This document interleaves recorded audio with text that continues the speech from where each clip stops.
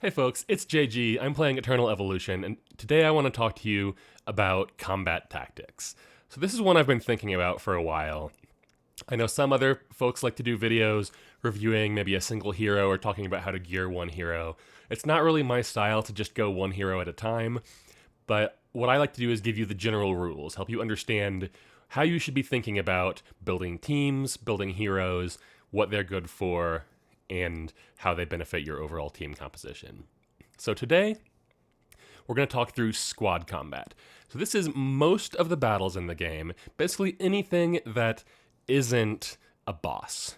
So bosses have those special mechanics where you need melee for Terradome, you need multi-attack for Disa Caves, you need different things in different bosses, and your team composition is going to really be based on the boss's specific mechanics. For squad combat, we're talking anytime it's your team of 5 against another team of 5. Or in story, sometimes it's a team of 10 or 8 or something. They have more folks. But this covers arena, it covers story, it covers elite campaign, and a lot of the other places where you might be fighting in the game. So let's dive in. So let's talk about how combat usually plays out. This is a nice typical combat in this game. You have your front lines just kind of crash into each other and they just start hitting each other while the back lines kind of wail on them with high DPS. Eventually, at some point, you're going to find the front line breaks down for one team or the other. And in this case, it's going to be my team falling here. So when Oak goes down, I don't have a front line anymore. There, Oak is gone. Now everyone from the entire opposing team swarms the back row. They usually overwhelm them. At the point where the front line falls, combat is usually over. It's really clear who the winner will be. They swarm everyone at once, they kill them, and combat is over. So this is how the vast majority of squad combat breaks down. So the tactics that you want to use, the way you want to build your team, gear your team, fire off your ultimate skills, and things like that are going to be relative to this kind of combat archetype. And so understanding what it takes to succeed against this kind of combat is really the key to success in most of the content in this game. So when it comes to success in this kind of fight, I think there are basically 3 different ways that you can improve your success rate. So type 1, the first way that you can contribute to your success is increase the amount of damage your front line can take. So in terms of skills, if you have healing, if you have shield skills, things that increase your defense, although as I've said many times, defense is a lot less effective than some of these other ones. Damage immunity, lifesteal, these are all ways to increase the effective HP of your front line, which means your front line lasts longer. If your front line lasts longer than their front line, you're probably going to win. In terms of team composition, use more frontliners. I think there are basically 2 team shapes that are common to use. One is the X, 2 in front, 2 in back, 1 in the middle, and one is the house, 1 in front, 2 in middle, 2 in back.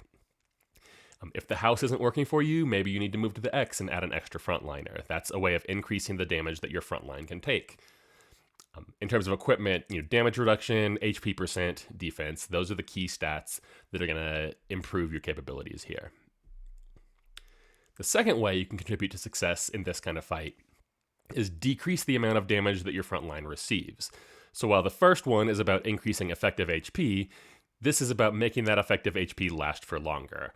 So this includes things like attack down debuffs that decrease the damage people can receive. The more common one is crowd control. Stun, knockdown, things like this, prevent them from using their skills, prevent them from hitting you, and decrease the DPS overall that you're taking in your front line. Equipment that can help with this. Accuracy, in theory, is going to help with placing those crowd control debuffs. I don't think the community really understands how accuracy works yet. That's something that I intend to look at later.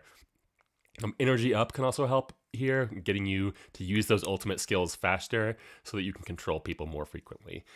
In terms of team composition, adding more supporters or DPS folks with support-like skills.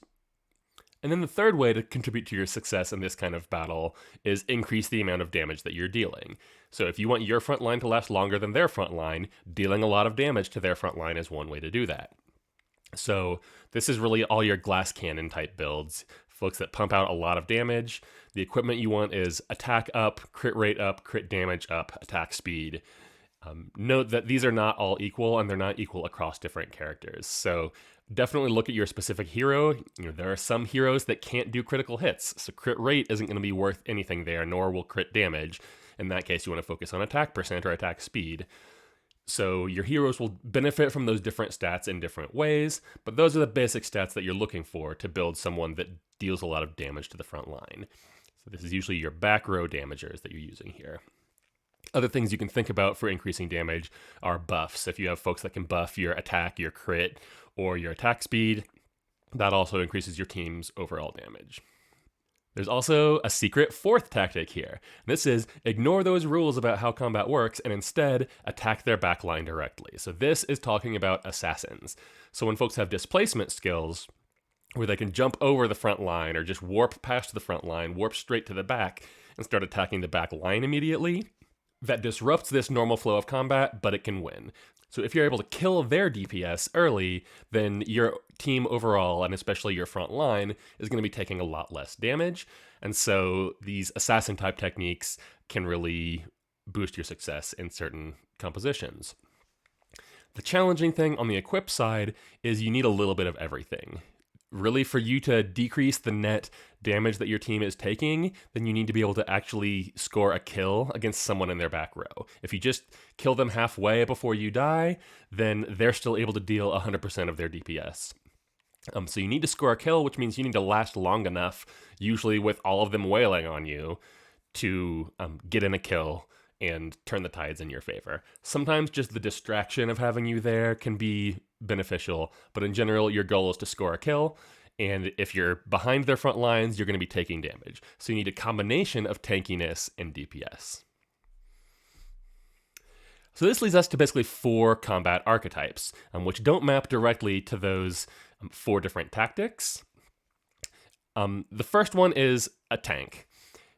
The goal of your tank is to be in the front line and to survive as long as possible. Its job is to keep your front line up longer than their front line. Second archetype is DPS. Their goal is just to deal a lot of damage to the front row so that their front row crumbles before yours does. You've got support types that can enhance your abilities across really any one of these other archetypes. And then you've got assassins. Their job is to kill someone in the back row before they die and swing the total DPS rate more in your favor. So you'll notice tank, support, and assassin map directly to classes in the game. DPS does not. In reality, all of these are a little bit fuzzy on what classes they map to. The tank class almost always falls into the tank archetype. Some vanguards and also some summoners with frontline summons or frontline summoners themselves, like Muka. Your DPS, this is where most of your hunters and energy types fall. Also, a number of summoners are back row DPS types. Support is usually just a support class. There are some other classes that bring some support-like functions in addition, usually to other skills. And then for assassins, frequently the assassin class falls into this archetype, but also a lot of vanguards.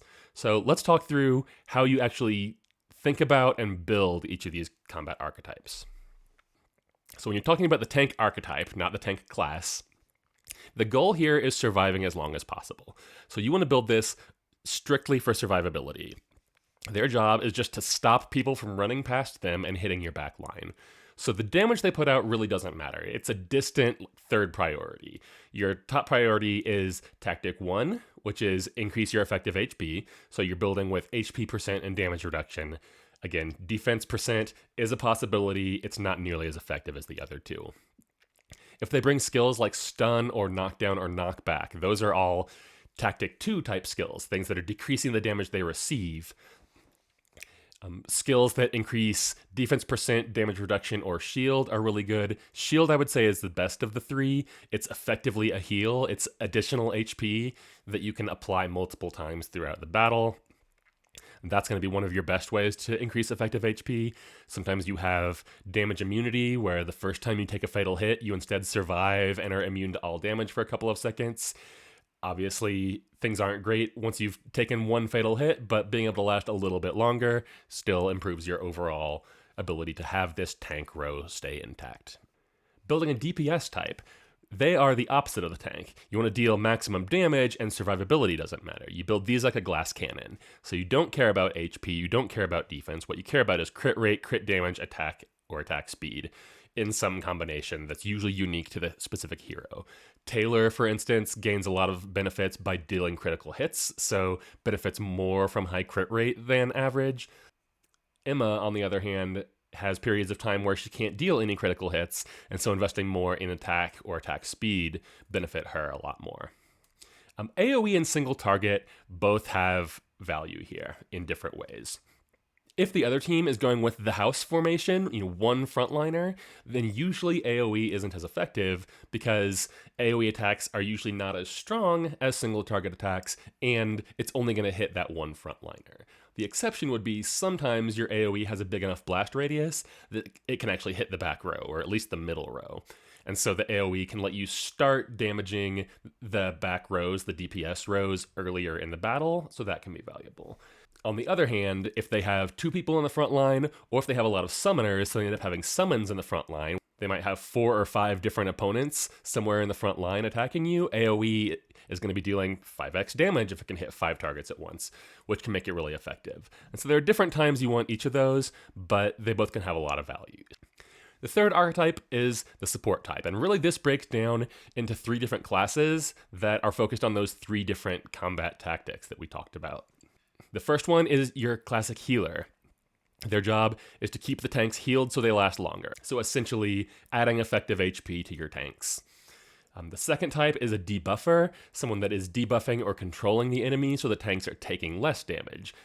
Hypnos is a good example of this one. Your ability to stop and control some of those folks in the front line so they're not using their skills. Then you have buffers. They're focused on combat tactic 3, increasing the DPS from your back row by increasing crit rate or attack or something like that. Res is a good example here, adding energy to another hero so that they can use their ultimate skill faster.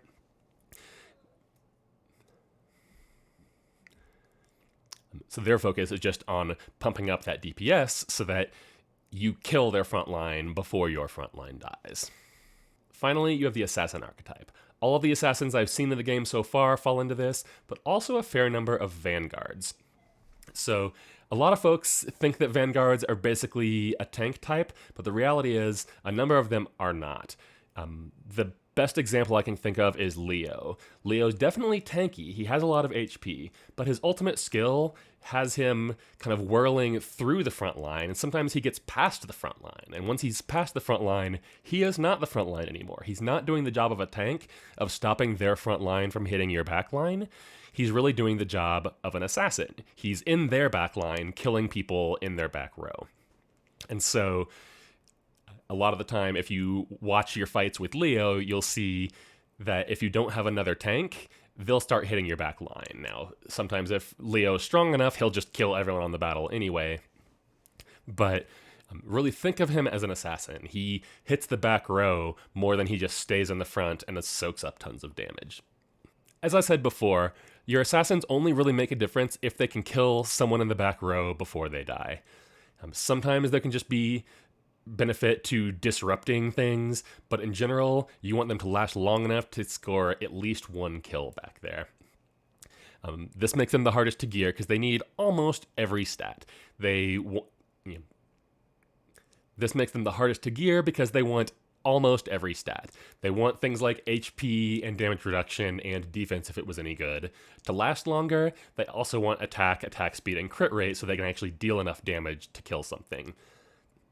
I think this is one where you have to sort of play it by ear and watch how they're performing in combat, whether they're lasting too long but not killing anything, or whether they're just crumbling in an instant. So if I'm building these, I would definitely think about damage reduction boots. That's one of your top ways to increase overall tankiness. Probably an offensive glove, crit rate, crit damage, or something like that. And then for the helmet, I would lean towards something offensive there. But really either way, depending on how this particular assassin's working out. So HP percent if you need more tankiness, attack percent if you need more damage.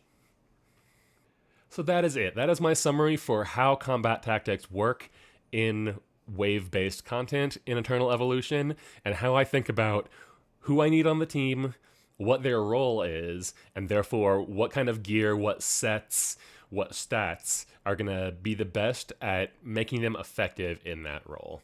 Hope you liked it. Let me know in the comments. That's all for today. JG out.